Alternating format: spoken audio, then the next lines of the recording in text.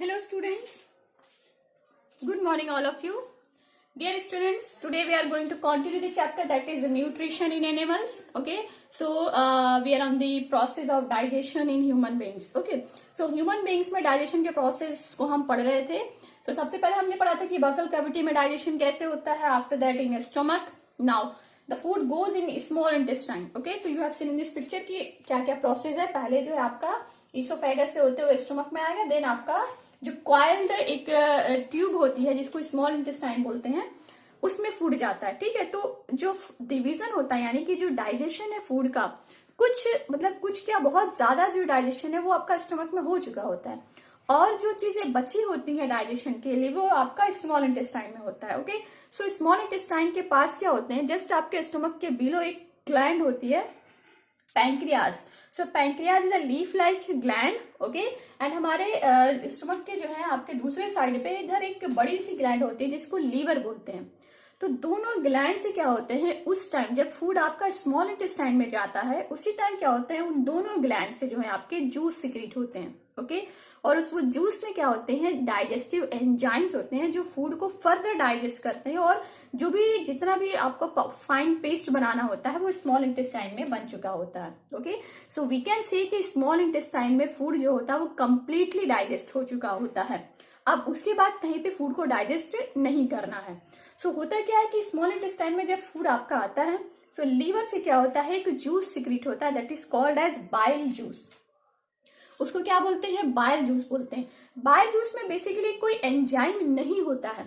Bile juice क्या होता है, आपके स्मॉल इंटेस्टाइन में पाइप के जरिए जो है वो जाता है. वो जूस पहले जो जूस सिक्रीट होता है लीवर से, लीवर जो बाइल जूस सिक्रीट करता है वो आपका एक जो है आपके स्मॉल पाउच लाइक जो स्ट्रक्चर होता है जिसको गॉल ब्लैडर बोलते हैं उसमें पहले कलेक्ट होता रहता है. ठीक है, इमीडिएटली नहीं निकलता है, वो तो लीवर का काम है सिक्रीट करते रहना, तो वो गॉल ब्लैडर में कलेक्ट करता रहता है. तो बाइल जूस निकलता है कहाँ से, सिक्रीट होता है लीवर से और इंटेस्टाइन में किस में से जाता है, गॉल ब्लैडर में से आता है. ठीक है, सो बाइल जूस में क्या होता है कि कोई दे हैव नो एंजाइम. ठीक है, no enzyme in bile juice.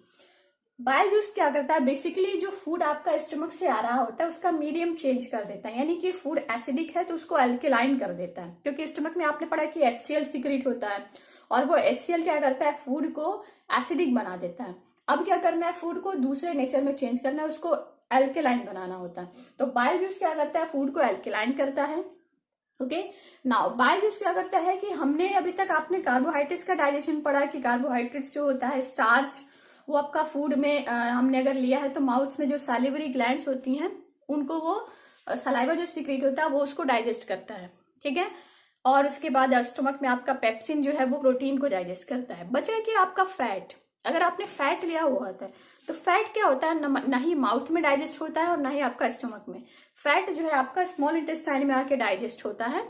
Small intestine के पास जो है तो वही बाइल जूस जो होता है आपका फैट को डाइजेस्ट करने में हेल्प करता है. ठीक है, तो फैट थोड़ा सा कि स्टिकी होते हैं, फैट थोड़ा सा कॉम्प्लेक्स होते हैं, तो उनको डाइजेस्ट करने के लिए बाइल जूस जो होता है वो इंपॉर्टेंट है. ठीक है, तो पहले बाइल जूस फैट को इमल्सिफाइड करता है.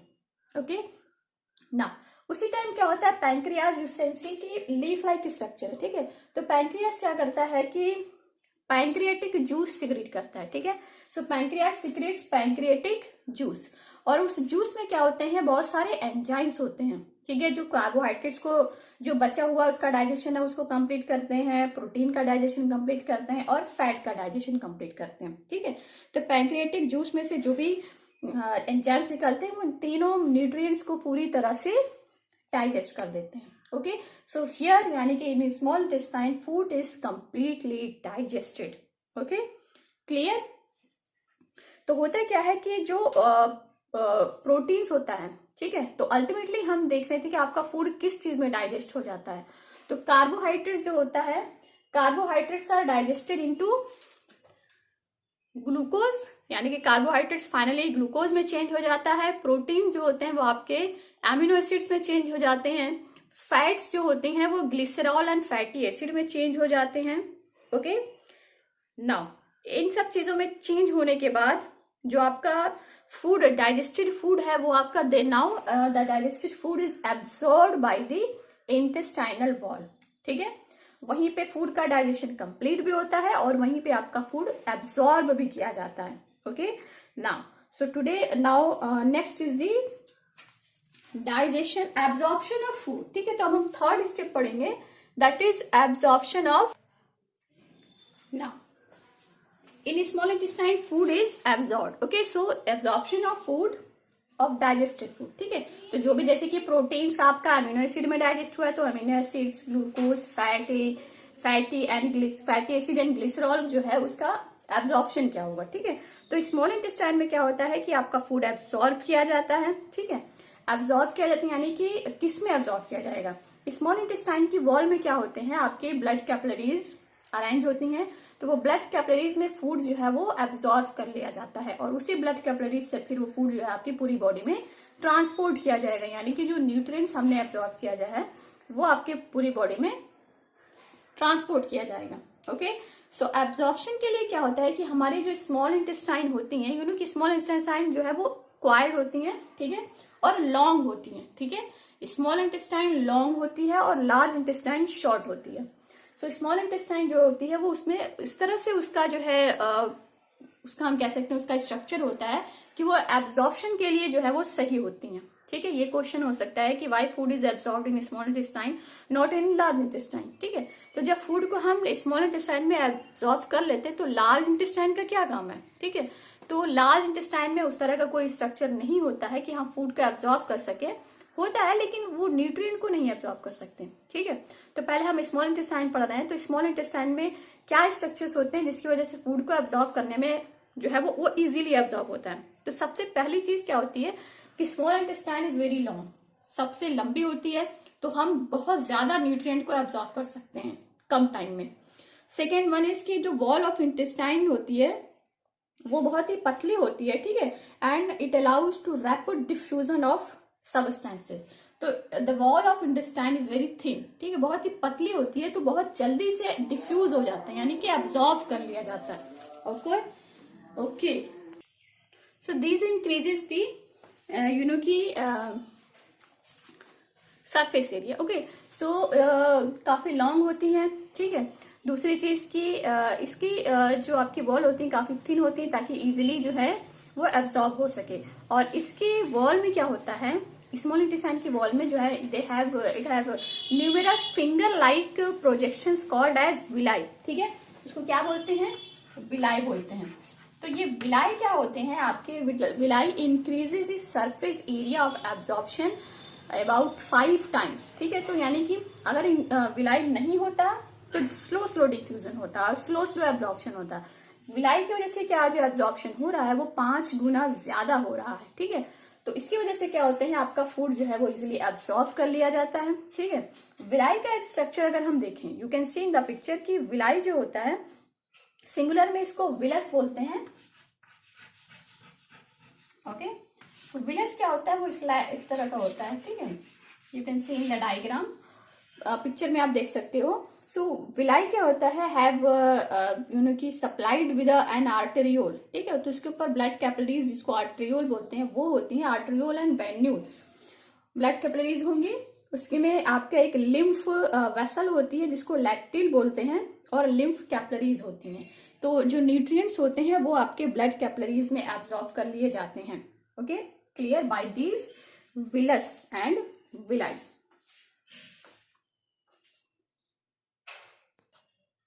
Now, the question is what happens to the absorbed food? Okay, so जो food हमने absorb किया अब उसका होता क्या है। ठीक है, अभी हमने थर्ड स्टेप पे ही है, जो न्यूट्रिशन के 5 स्टेप्स थे, ingestion, digestion, absorption, assimilation and egestion. तो हमने एब्जॉर्प्शन तक पढ़ लिया है।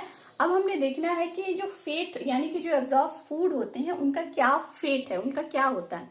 सो जो कार्बोहाइड्रेट्स है, यू नो कि carbohydrates are digested into glucose. ठीक है, तो कार्बोहाइड्रेट्स ग्लूकोज में डाइजेस्ट हो जाते हैं और ये ग्लूकोज क्या करते हैं, they give energy to our body cells. ठीक है, ग्लूकोज क्या होते हैं, वो टूटते हैं with the help of oxygen and release energy. ठीक है, तो ग्लूकोज से क्या होती है, हमें एनर्जी रिलीज होती है।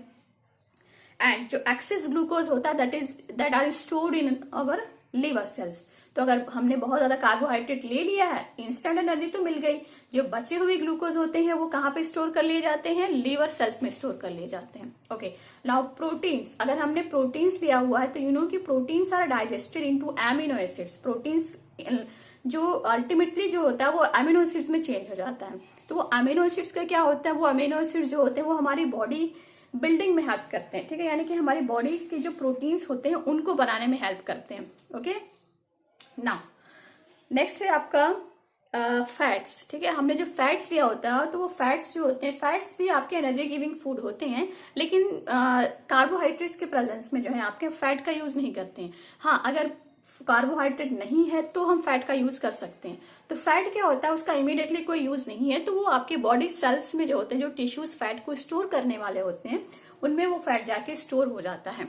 ओके, तो इस तरह से जो हमने फूड लिया हुआ होता है वो सारे फूड आपके स्टोर किए जाते हैं, उनका अलग अलग यूज होता है। ओके, नाउ नेक्स्ट स्टेप है आपका एब्जॉर्प्शन इन लार्ज इंटेस्टाइन, ठीक है। तो लार्ज इंटेस्टाइन, फूड हमारा स्मॉल इंटेस्टाइन में था, यहाँ पे पूरी तरह से कंप्लीटली डाइजेस्ट हो चुका, हमने फूड को एब्जॉर्व कर लिया। अब क्या हुआ, जो न्यूट्रिएंट्स हमने एब्जॉर्व कर लिया, तो बचेगा क्या, ठीक है, बचता है आपका अनडाइजेस्टेड फूड, रफेज वगैरह, ठीक है। तो वो अनडाइजेस्टेड फूड क्या होता है, they moves to the large intestine, ठीक है। तो अनडाइजेस्टेड फूड कहाँ जाता है, लार्ज इंटेस्टाइन में जाता है। लार्ज इंटेस्टाइन में क्या होता है, लार्ज इंटेस्टाइन जो होती है वो स्मॉल इंटेस्टाइन से छोटी होती है, ठीक है। तो जितना सारा न्यूट्रिएंट्स था वो तो हमने वहां पे स्मॉल इंटेस्टाइन में अब्सॉर्ब कर लिया। नाउ लार्ज इंटेस्टाइन में क्या होता है, जो वाटर वगैरह होते हैं, ठीक है, जो मतलब जो पेस्ट बना होता है उसमें जो वाटर होगा, वाटर एंड सॉल्ट, वो सारी चीजें आपके स्मॉल इंटेस्टाइन में, लार्ज इंटेस्टाइन में अब्सॉर्ब की जाती हैं। ओके, सो जो भी आपका वाटर होता है, ज्यादा से ज्यादा जो वाटर अगर स्मॉल इंटेस्टाइन में नहीं एब्सॉर्ब हो चुका है तो जो भी वाटर बचा होता है वो लार्ज इंटेस्टाइन में एब्सॉर्ब कर लिया जाता है, और जो आपका फूड हो जाता है बिल्कुल हार्ड एंड यू नो कि फूड जो है वो थिक हो जाता है, वो सॉलिड हो जाता है, वो पेस्ट नहीं रह पाता है। सो अनडाइजेस्टेड फूड क्या होता है, वो एक सॉलिड फॉर्म में हो जाता है। ओके, ना अब जो फूड है आपका अनडाइजेस्टेड फूड, अब उसका क्या करना है, दे आर यू नो कि they have to remove from our body. अब उसका बॉडी में तो कोई काम है नहीं, तो उसको रिमूव करना है। तो अब उसका प्रोसेस क्या होता है, इजेशन। तो फेट हम यहाँ पे आप ये भी लिख सकते हो, दैट आर द एसिमिलेशन, ठीक है। ये फोर्थ स्टेप था, हमने बताया मिस हो गया, ठीक है। तो ये आपका फोर्थ स्टेप था, एसिमिलेशन। ओके, नेक्स्ट आपका स्टेप जो लास्ट है वो क्या है, that is egestion, removal of undigested food, ठीक है। तो जो अनडाइजेस्टेड फूड होता है वो रिमूव हो जाता है, और उसको क्या बोलते हैं, डीफिकेशन, ठीक है। सो जो रिमूव फूड होता है, जो कि पुश किया जाता है बॉडी से बाहर निकालने के लिए, वो आपका उस प्रोसेस को बोलते हैं डीफिकेशन, ठीक है। तो अनडाइजेस्टेड फूड कहाँ होता है आपका, पहले रेक्टम में स्टोर होता है, ठीक है, उसको फीकेस बोलते हैं। Now from by defecation process and by egestion process, this fecal matter released from our body. Okay, it is necessary because it doesn't have any work in our body, so it have to remove, because इसके storage से जो होता है हमें कोई फायदा नहीं होगा, तो इसे बॉडी से रिमूव करना बहुत जरूरी है। Okay, clear, I think it is clear to all of you.